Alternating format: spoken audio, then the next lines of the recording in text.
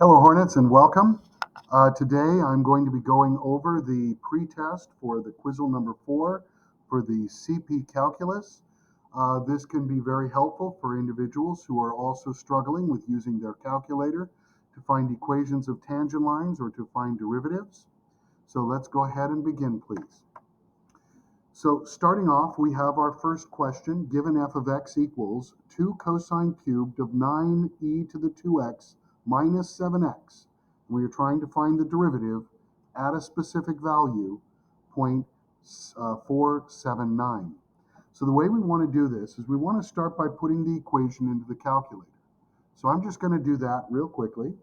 I have 2 parentheses cosine 9 e to the power of 2x, move the arrow to the right, minus 7x, close parenthesis, and then I'm going to put to the power of 3.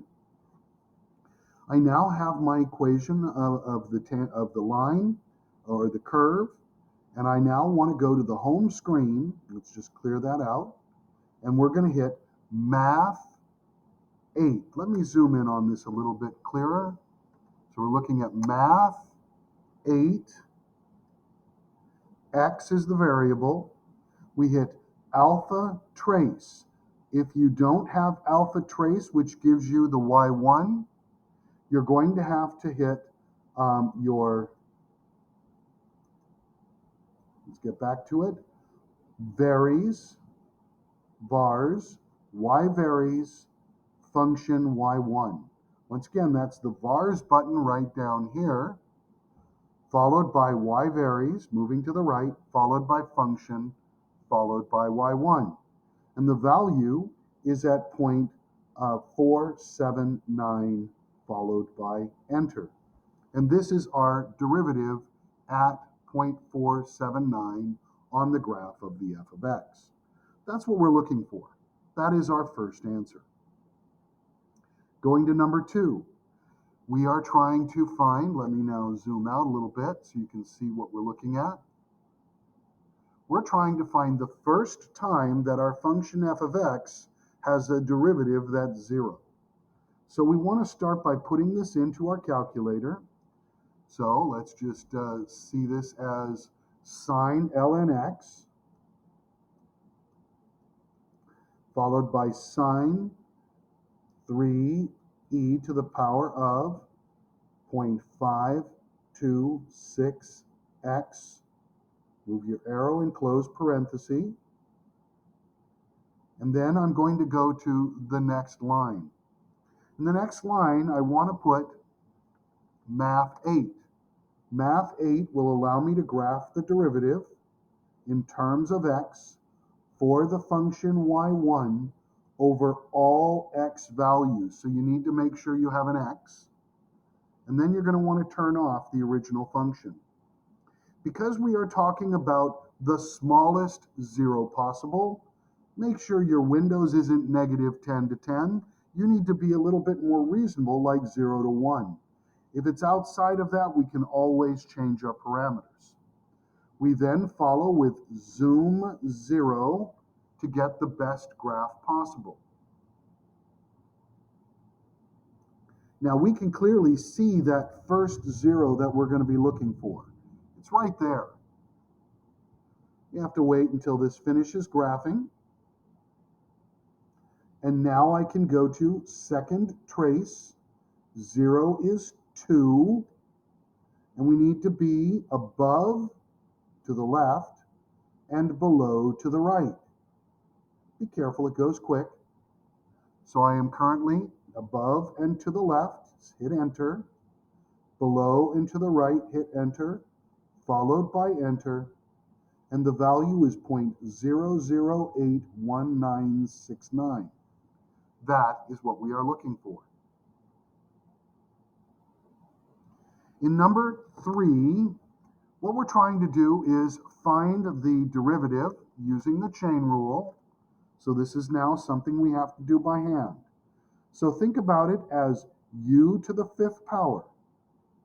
When we take the derivative, we're going to have 5u to the 4th times u prime. If u is 2x to the fourth plus 1, then u prime is the derivative 8x cubed. Now you can leave your answer like that, or you can always simplify it to be 40x cubed times 2x to the fourth plus 1 to the fourth power. So one of these two answers is what you're going to put on the line.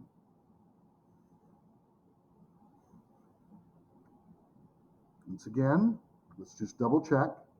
Our u is the 2x to the fourth plus 1, so the power of 5 moves down, we drop the power by 1. We then multiply by u prime. Since u is the 2x to the fourth plus 1, u prime is 8x cubed, and then we can simplify. Now, I recommend in number 4 you follow the same basic process. We have u equaling our tangent of 3x, which means that u prime is the secant squared 3x times the derivative of 3x, which is just 3. The v, e to the 5x, leaves me with a v prime 5e to the 5x. We're then going to set it up as u prime v plus uv prime. Unlike AP Calculus, we do not have to simplify it. So here we go. My u prime is 3 secant squared 3x. Then we're going to multiply by e to the 5x, which is our u, or our v, excuse me. And then adding u, which is tangent of 3x,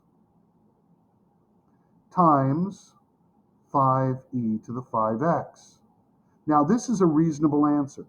If you wish, you can always factor out e to the 5x, and that will leave you with 3 secant squared 3x plus the tangent, don't forget your 5 tangent of 3x. And it's going to be one of these two answers that I would like you to put, and it's up to you which one you want to do. Question number 5 is asking us to find the equation of the tangent line using the calculator. So you're going to go back to your calculator and turn it on and clear everything out. We're going to put into our calculator parenthesis cosine 7e to the power of, and we have 5x. Move the arrow so that we can close, and then to the power of 3. Now, once I have this, I'm just going to hit graph, and it can be negative 10 to 10 if I want, zoom 6. It's going to be an ugly graph. There's no way around it. We do not care about the graph. All we care about is the tangent line at the value 1.711. So what you're going to want to do, you're going to want to make sure you're on the graph just as you have it. And you're going to be hitting second program. Now notice that's the draw program, and it will allow us to draw the tangent line at 5. Now when you hit 5, it's waiting for you to put in 1.711 followed by enter. It immediately draws the tangent line, and it gives you the equation at the bottom. Now, some people are not going to like this because it's too large and their calculator doesn't show them enough digits.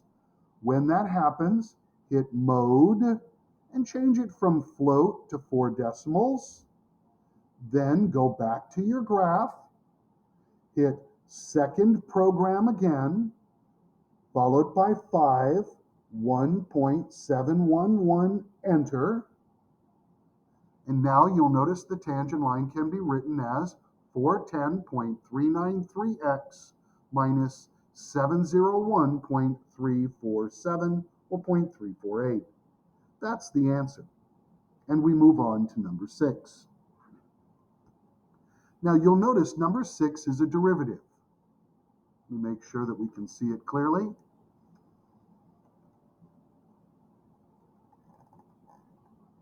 Now, in this derivative, we know that when the derivative is above the axis, the original g is increasing. Once again, that was when g prime was greater than 0, then g is increasing. If g prime is less than 0, then g is decreasing. Okay, so here are our notes. When g prime is greater than 0, g is increasing, and when g prime is less than 0, g is decreasing. Now we're talking specifically at A. Notice at A, g prime is greater than 0, and therefore g is increasing. But because I have g prime at A, I know that g had to be continuous and g had to be differentiable. We've been talking about that.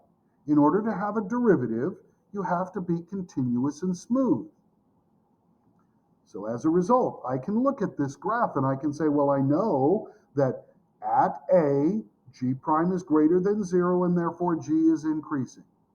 Since they gave me g prime, I know g is continuous and g is differentiable.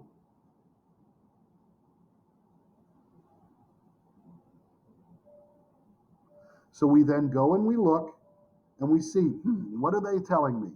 G is continuous. That is definitely true.